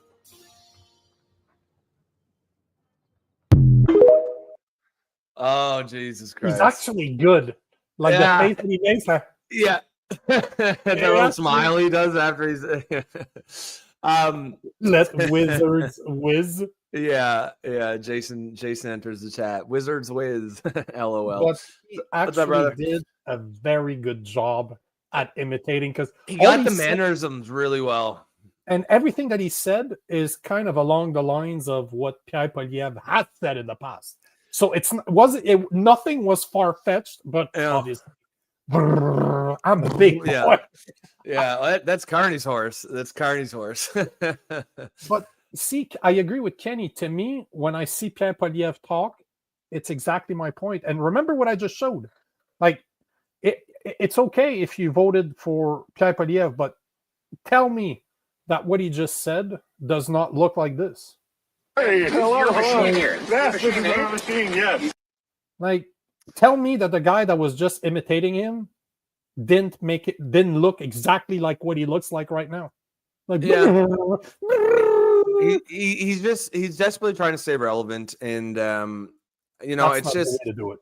No, he definitely, like, I think he could, like, because he's definitely putting his face out there a lot more. Remember the first 100%. like up until a month ago, he was just MIA. You never saw him, and we literally said exactly that. He needs to get out there. But I don't know. I really don't understand why the Conservative Party bent over backwards to keep him. Like, I just don't see it. I don't see why. I don't think he's a terrible leader or anything. I just don't think he's the kind of guy that you kick someone else out of their seat and put the party on hold for 4 or 5 months so you can get him back in through the back door. I don't see it. I don't understand why. He had a shot, and he did really bad. I don't know, man. I just thought it was funny when I saw the video yesterday. I'm like, tomorrow's Friday, so I guess we can make it funny and show it. But after I saw his video from this morning, I'm like, bro, come on. Yeah. Like, I was bringing that up as a joke, and it's okay. Like, make fun of people. I love boy. But then I'm a big boy, and then you see him on the kids squad. You're just like, that comedian wasn't that far off. No, and it's funny that I found the video of the comedian before he posted that, and I was going to show it. No matter what, I wanted to end the show with it, but then he does exactly what the comedian is making fun of him for doing. Yeah, can't make that shit up. You cannot. And it's true, like Sylvie, somehow he was able to find the only black guy in fucking Riley, Alberta. That was intentional too. He doesn't play that game. Stop it. Kenny says he had his chance, but Carney had too many cards up his sleeve, and Lanceman is terrible for deputy leader. Look, I mean, the writing was on the wall pretty early once Carney got in, and he definitely had. There was definitely some dirty pool he was playing with. He ran a campaign of fear, and he did it effectively. But just because he lost, I don't think. Like, if he could have lost well, you know what I mean? Like, let's say he changed his strategy, he climbed back in the polls, but he just didn't have enough time to get all the way back. If that happened, then I'd be like, yeah, okay, maybe he deserved another shot. But he didn't do anything. He didn't change anything. He never put up a fight in the polls. He just Carney came in, went way up, and just stayed there the whole time. Like there was no dog in him whatsoever. And I just want Sylvie, you might be right. I just Googled how many people live in Riley, Alberta. There's literally 484 people. So you might be right. You might actually be one right. Black guy. As bad as it sounds. Yeah. Is that racist for pointing it out? But yeah, I mean, he's gonna win clearly. So I guess now the conversation shifts to what's he gonna do as the leader? Does he have a plan? Is he is he gonna go after Carney hard or what's his what's his plan? Because he's not Sylvie, of course I'm right. It sounds like you. Ouch. Just more yeah, Joe Strumans. That was his Dukakis on a tank moment. Yeah, that's true. Michael Dukakis had a similar. Who was he? Was he against Reagan, Ronald Reagan in the 80s?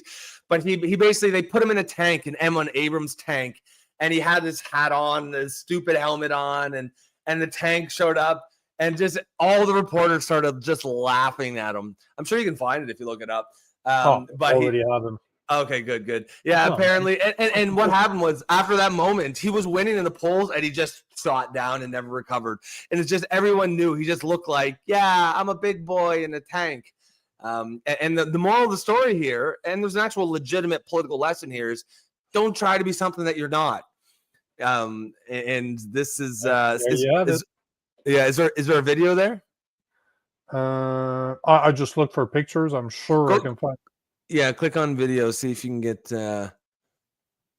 Dukaki's tank experience video. Could you hear the music there? Just Yeah, to make sure yeah. that's not too cool. I'm just Yeah, I gonna. heard it. I don't have to listen. There you go.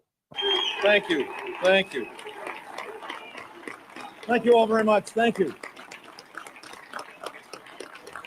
It's just a big Al, screen. thank you now. very much. I apologize to all of you. I gather the meal has been held while you've been waiting for me. It's a terrible thing to do. I apologize to you, but it's a great honor and privilege to be here. I want you to know that after delivering a major speech in Chicago, where I got Is an that interesting it? men and women. Oh, What is was the actual? Hang on. That's I'll see what if I'm I looking can- for. Yeah, I don't think Yeah. No, that's not Dukaki's tank. Oh, 'Cause there it you was. go. Oh, You there got you it go. there? I think it's this one here. Michael Dukakis has opposed virtually every defense system we developed. He opposed new aircraft carriers.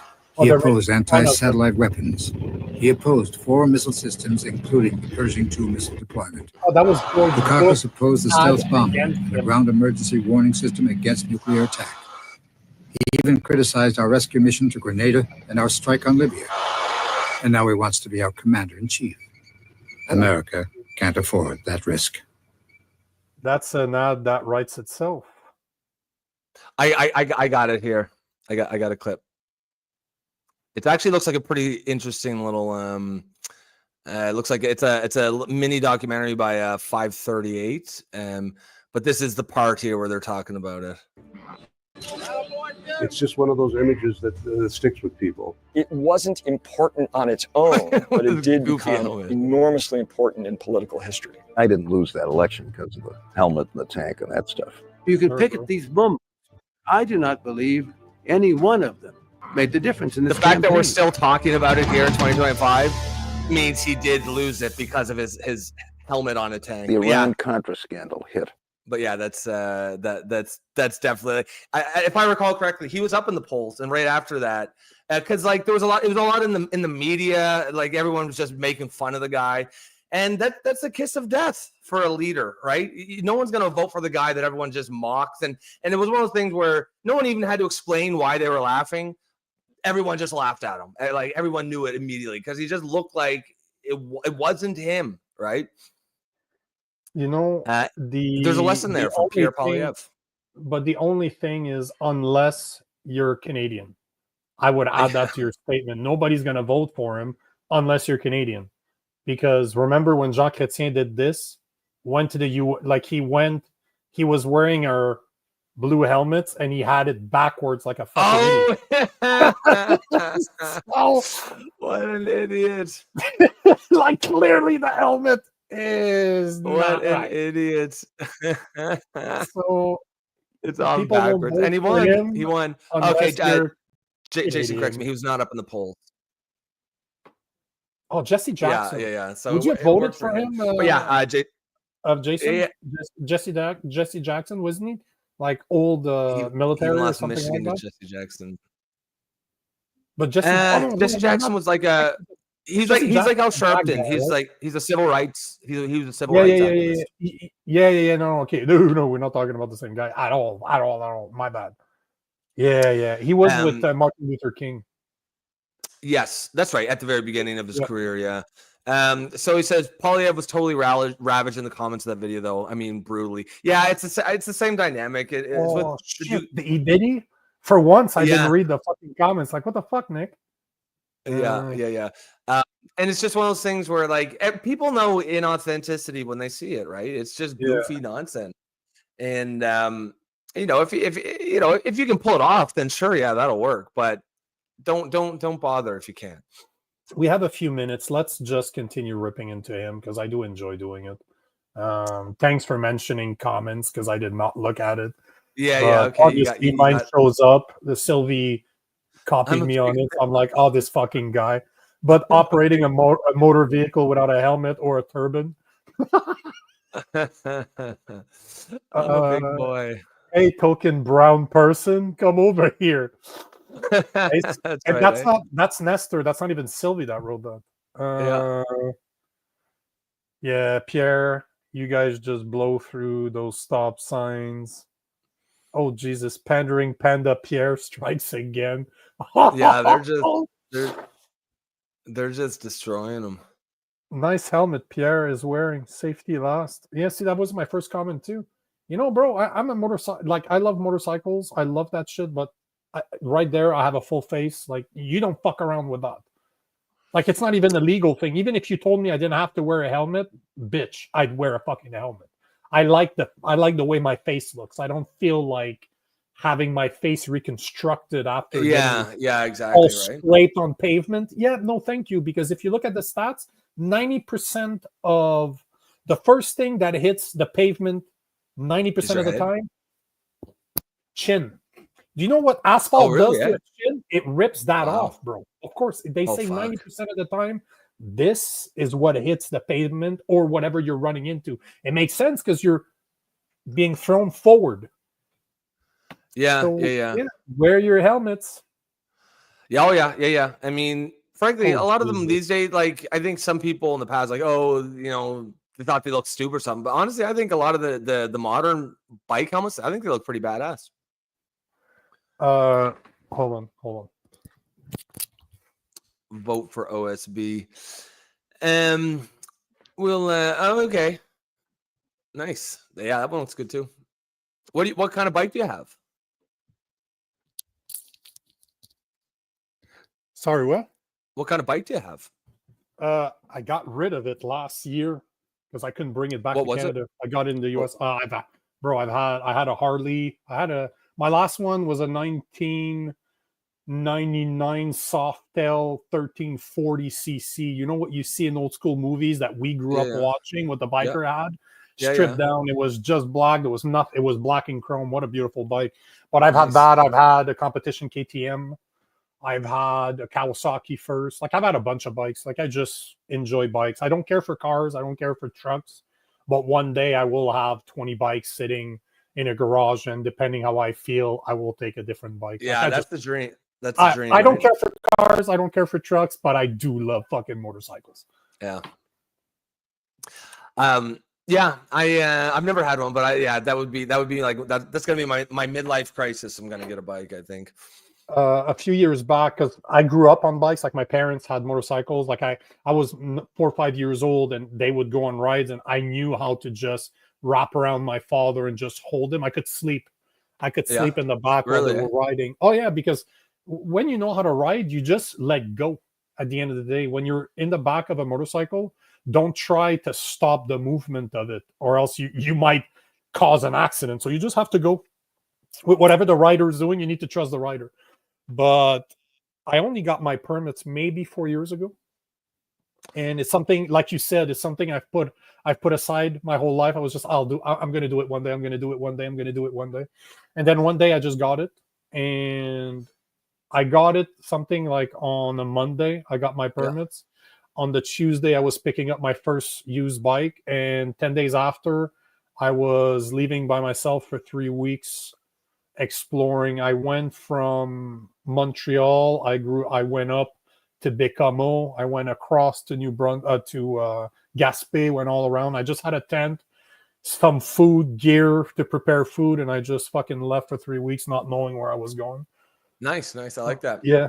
Oh, I broke down on the side of the street, did not know how to fucking repair my bike. Like, what the fuck am I gonna do? Yeah. But they never show that. They never show those in the commercials when they always. But you know what's funny is that I remember on a small highway in fucking Gaspé, I broke down on the side of the street. You know those 90 highways where there's actual houses on one side?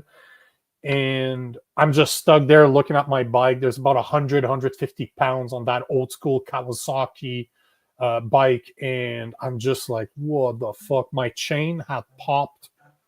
And there's nothing forcing the engine forward. Like the engine is working, but it's not attached to the front wheel. So it's not transferring the exactly the power from the engine to the road. Yeah. So I'm just sitting there just like, what the fuck am I gonna do?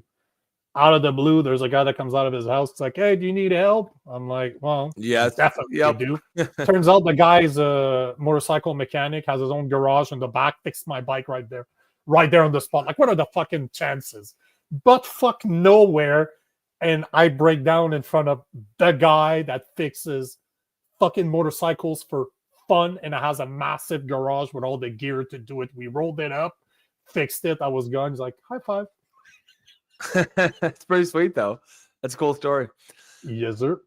All right, so we'll probably put a pin in there now. What are we at? Oh yeah, fuck yeah, straight on, right on the dot, bro. It was all calculated. I knew I had a few minutes to tell a cool story. At least I think my story's cool. If you don't agree, story, fuck you all. Fuck you, yeah. Fuck you, guys. You could have been anywhere in the world today. You chose to be here with us. We're always going to appreciate that. If you're new to the channel, we saw a few new faces. Please remember to like and share the stream. And if you really want to support us, you can do that by becoming a member. Sylvie's going to hold us to that the last minute. You know, Sylvie, the amount of work that Rob can produce in 2 minutes. Oh yeah, it's my whole life. Yeah, 2 minutes in and out, you won't feel a thing.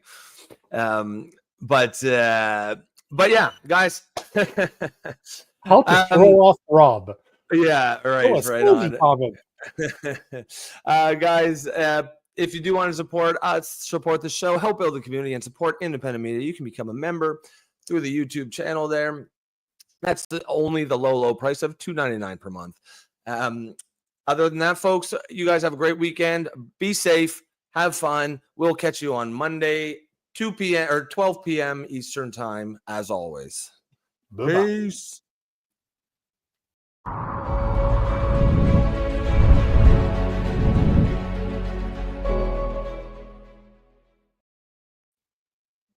That's